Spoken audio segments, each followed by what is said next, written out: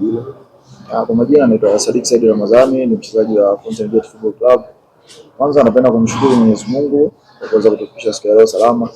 Kikubwa sisi kama wachezaji tunatambua mchezo wa kesho ni mchezo muhimu, kwa sababu mchezo wa kwanza tulianza vizuri na matokeo pia yalikuwa mazuri kwetu. Kwa hiyo ni mchezo mwingine ambao tunacheza katika uwanja wetu wa nyumbani.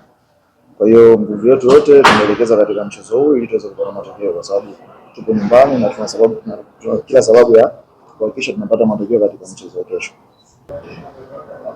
Kitu ambacho kikubwa ambacho tunaongea ni kweli tumefanya makosa katika mchezo uliopita na normal tumeadhibiwa. Kwa hiyo kitu muhimu ambacho tumejaribu kuongea sisi kama wachezaji ni kupunguza makosa na kufuata yale maelekezo ambayo mwalimu atakuwa ameelekeza kuelekea katika mchezo huu. Nadhani tutafanya marekebisho makubwa.